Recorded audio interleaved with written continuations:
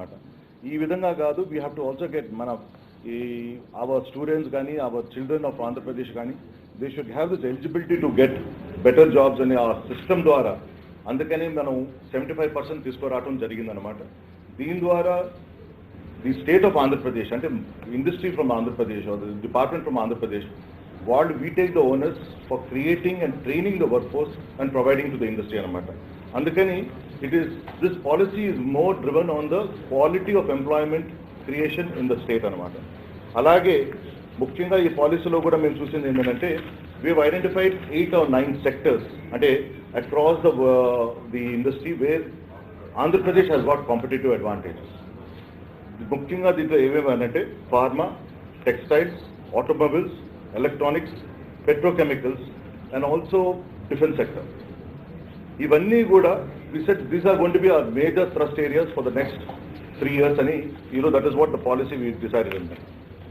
Apart from this, ఈ పాలసీలో ముఖ్యంగా మనం చూసిందంటే బ్రాడ్ బేస్డ్ గైడ్ లైన్స్ మేము జనరల్గా ఏం చేస్తామంటే అక్రాస్ ద బోర్డ్ ఎంపవర్మెంట్ అనేది ముఖ్యంగా పెట్టుకొని creation of entrepreneurships is another step and most important కూడా దీంతో పాటు we want to create the next level of work force. So ఈ మూడు కలిపి we have created a basic guidelines of this infrastructure, basic guidelines for this industrial policy. But the incentives anedi is going to be driven more project specific or it will be location specific anamata. Udaharaniki ee roju next 3 years lo memu 45,000 acres industrial townships తీసుకురావాలనుకుంటున్నాం. ఈ 45,000 acres ద్వారా ఆ ఒక ఏవి ఇప్పుడు మన Shri city లాగా ఏది ఉందో సిమిలర్ ఎగ్జాంపుల్ అంటే ఆ విధంగా ఒక 6 or 7 టౌన్షిప్స్ అంటే ఇండస్ట్రియల్ ఎస్టేట్స్ తీసుకురావాలనుకుంటున్నాం. దీని ద్వారా కామనాలిటీ కానీ కామన్ సర్వీసెస్ కానీ ఇచ్చేదానికి అవకాశం ఉంది కాబట్టి so that the idea of this is that will be more project specific and location specific incentives will be given అనమాట.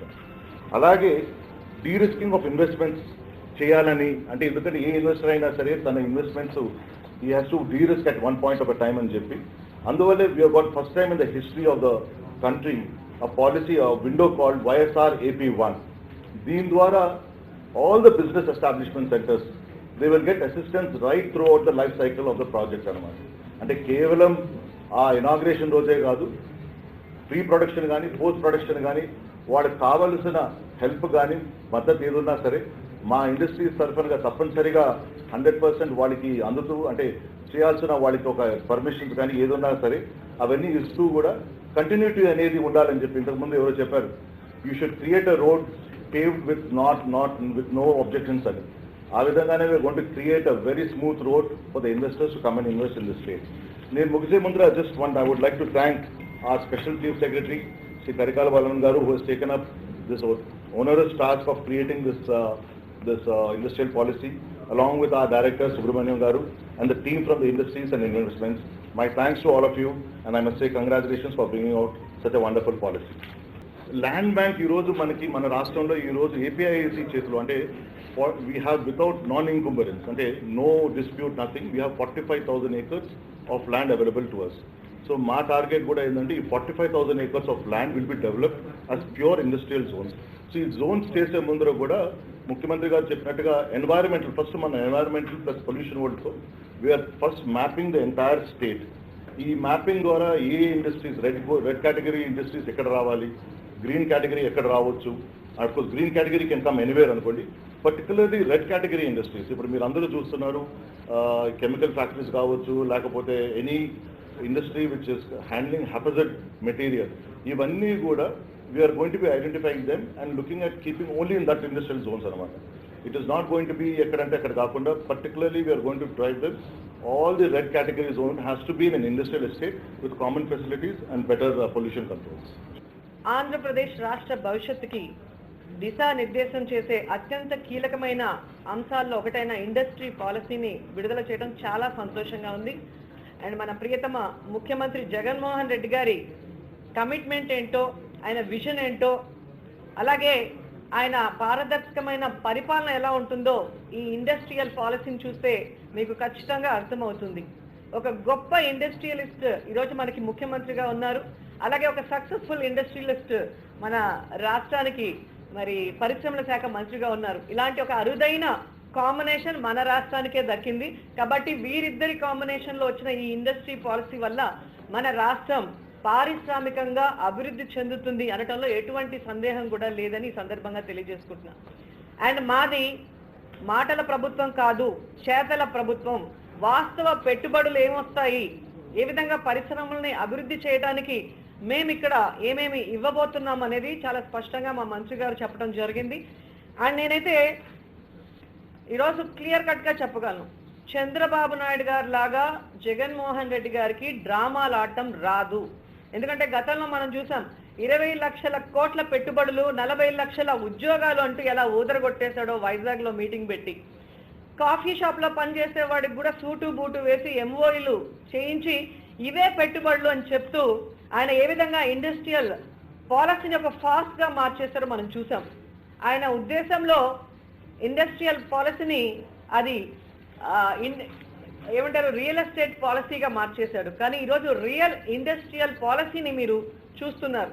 నిజంగా దీనివల్ల అనేక పరిశ్రమలు మన రాష్ట్రానికి రావటమే కాకుండా సో అనేక మందికి ఉద్యోగ అవకాశాలు కల్పించే విధంగా మరి మన మంత్రి గారు, ముఖ్యమంత్రి గారి సూచనలు సలహాల మేరకు అందరితో డిస్కస్ చేసి ఇండస్ట్రియల్ పాలసీని తీసుకురావడం జరిగింది. అండ్ ఈ కరోనా ప్రభావం వల్ల ఈరోజు పారిశ్రామిక రంగం మీద అది ఉండటం గమనించి ఈ పాలసీని 3 years కి చేయడం జరిగింది. 2022 2023 వరకు ఉంటుంది. సో చంద్రబాబు నాయుడు గారు లాగా ఏ దేశానికి వెళ్తే ఆ దేశంలో నుంచి అవస్థాయి ఇవస్తాయని అబద్ధాలు చెప్పడం మాకు రాదు. రియలిస్టిక్ గా ఏం చేయబోతున్నాం అనేది క్లియర్ గా మంత్రి గారు చెప్పడం జరిగింది. ఎందుకంటే గతంలో యాపిల్ వస్తుంది, గూగుల్ వస్తుంది, బుల్లెట్ ట్రైన్ వస్తుంది అని చెప్పారు, ఇంతవరకు ఏమీ రాలేదు. కానీ అవి కథలుగా ప్రచురించిన పేపర్లు ఈ రోజు మా మీద బురద జల్లటానికి ఇండస్ట్రీ పాలసీ ఎందుకు ఇంకా రాలేదు అన్నారు. సో ఈ రోజు ఆ పాలసీని చూసిన తర్వాత నాకు తెలిసి వాళ్ళు ముక్కు మీద వేలేసుకుంటారు. సో అన్ని అంటే బీసీ, ఎస్సీ, ఎస్టీ, ముఖ్యంగా మహిళలు వీళ్ళందరూ కూడా పారిశ్రామికంగా అభివృద్ధి వైపు పరుగులు తీసేలాగా ఈ పాలసీ ఉంది. అండ్ ఒక మహిళగా నేను గర్వంగా చెప్పగలను, ఈరోజు మహిళా పారిశ్రామికవేత్తలకి ఎంతో సపోర్టివ్ గా ఈ పాలసీని తీసుకురావడం జరిగింది. అండ్ దీంట్లో మీరు చూస్తే మైనారిటీస్ ని కూడా దీంట్లో తీసుకురావడం అనేది అందరూ గమనించాల్సిన విషయం. అండ్ ఈరోజు మహిళా పారిశ్రామికవేత్తల్ని ప్రోత్సహించే విధంగా భూమి ధరలోనూ స్టాంప్ డ్యూటీ, విద్యుత్ సబ్సిడీతో పాటు అనేక రాయితీలు ఇచ్చే ఈ పాలసీని చూస్తుంటే మహిళల్ని పారిశ్రామికంగా అభివృద్ధి చేయడానికి జగన్మోహన్ రెడ్డి గారు కంకణం కట్టుకున్నారనేది మనకి స్పష్టంగా కనిపిస్తుంది. సో ఈరోజు ఈ పాలసీని చూస్తే మీకు అర్థమవుతుంది, అయాచితంగా ఎవరికి లబ్ధి చేకూరే విధంగా ఇది లేదు. అండ్ అనవసరంగా రాయితీలు కూడా ఎవరికి ఇవ్వాలని లేదు. ఎవరైతే ఏ పరిశ్రమ అయితే సిన్సియారిటీ, పరిశ్రమ పెట్టుబడి, పరిశ్రమ కమిట్మెంట్ ఆధారంగా ఈ పరిశ్రమని ప్రోత్సహించేలాగా ఈ పాలసీ ఉందని కూడా మీ అందరికీ తెలియజేసుకుంటున్నాను.